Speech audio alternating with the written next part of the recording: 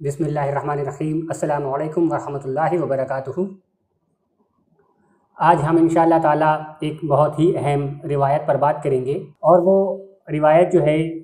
اسے شیعہ رافضی اپنے مطلب کے لیے استعمال کرتے ہیں، اپنے عقیدے کو ثابت کرنے کے لیے استعمال کرتے ہیں، اور اس روایت کو استعمال کر کے وہ حضرت علی رضی اللہ تعالیٰ عنہ کو تمام صحابہ میں سب سے افضل بتانا چاہتے ہیں۔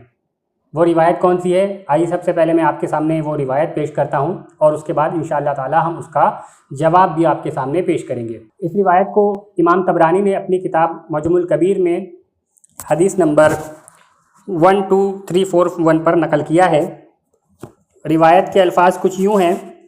کہ نبی کریم صلی اللہ تعالیٰ علیہ وسلم نے حضرت ام سلمہ رضی اللہ تعالیٰ عنہا سے کہا کہ یہ علی ابن ابی طالب ہیں، اور ان کا گوشت میرا گوشت ہے، اور ان کا خون میرا خون ہے۔ تو یہ وہ روایت ہے کہ اس روایت کو پیش کر کے تمام شیعہ رافضی حضرت علی رضی اللہ تعالیٰ عنہ کو سب سے افضل بتاتے ہیں،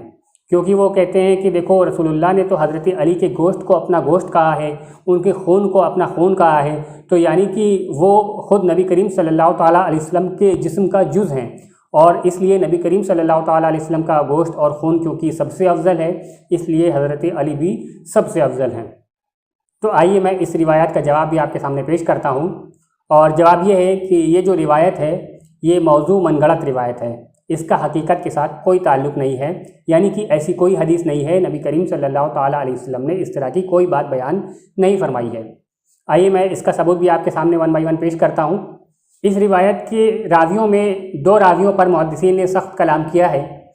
پہلا راوی حسن بن حسین اور دوسرا راوی یحییٰ بن عیسیٰ۔ ان دونوں پر محدثین نے سخت جروحات لگائی ہیں۔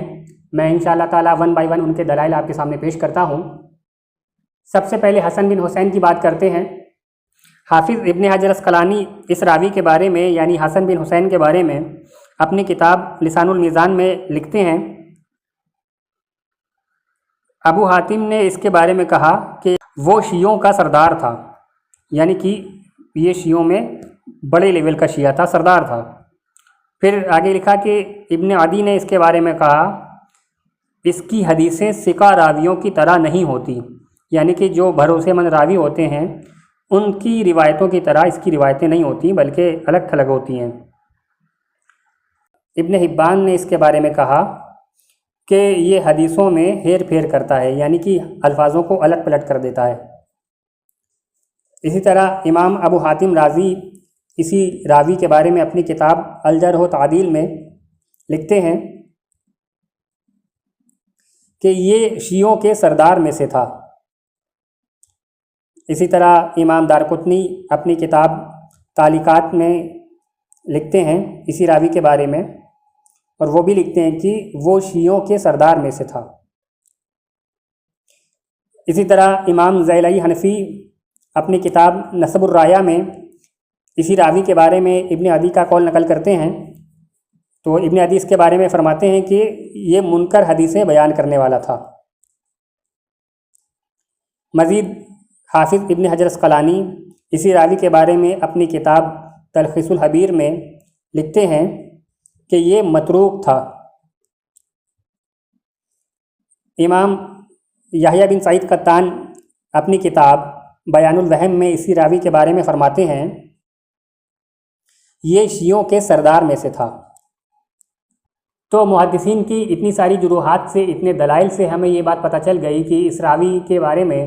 کہ حسن بن حسین جو اس روایت کا راوی ہے وہ ضعیف بھی ہے،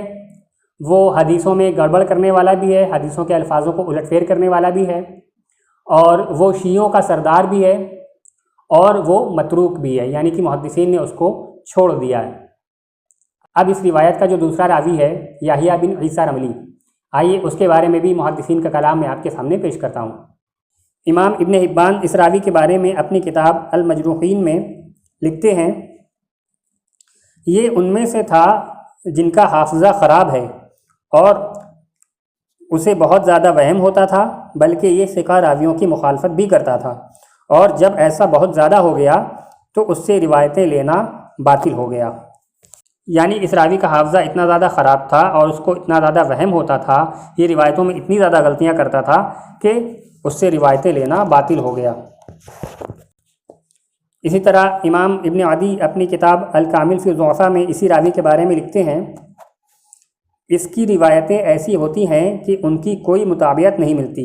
یعنی کہ یہ ایسی ایسی بات بیان کرتا ہے کہ اس کے جیسی بات کسی اور حدیث میں ملتی ہی نہیں ہے۔ اسی طرح امام ابن معین اپنی کتاب تاریخ ابن معین میں اسی راوی کے بارے میں لکھتے ہیں، یحییٰ بن عیسیٰ رملی کوئی چیز نہیں ہے، یعنی کہ یہ کسی قابل نہیں ہے۔ تو ان سارے حوالوں سے یہ بھی پتہ چل گیا کہ اس روایت کا جو دوسرا راوی ہے یحییٰ بن عیسیٰ رملی، وہ بھی محدثین کے نزدیک سخت ضعیف ہے۔ اب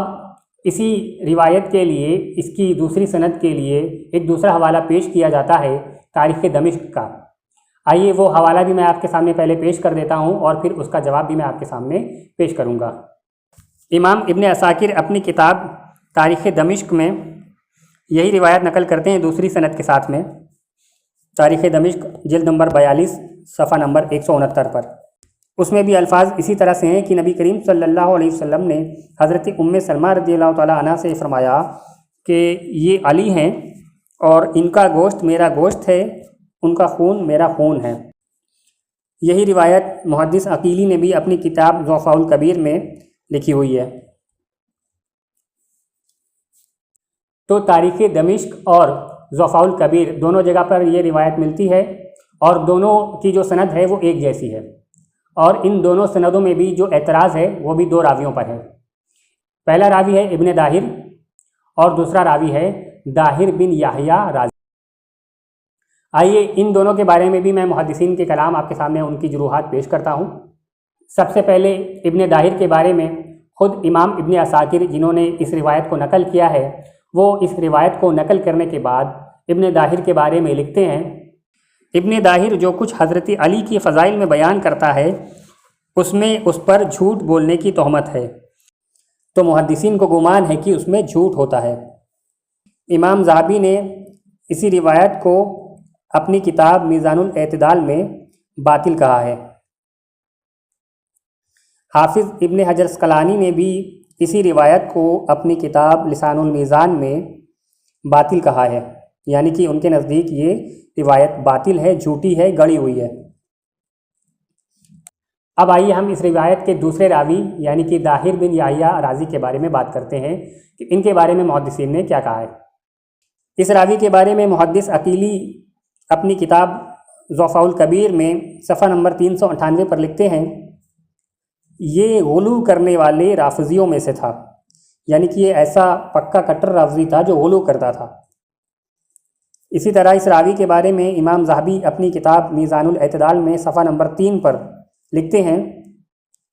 یہ سخت قسم کا رافضی تھا۔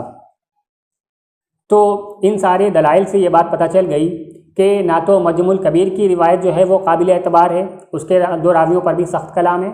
اور نہ ہی تاریخ دمشق اور ضعفاء الکبیر کی جو روایت ہے نہ ہی وہ اعتبار کے لائق ہے، اس کے بھی دو راویوں پر سخت کلام ہے۔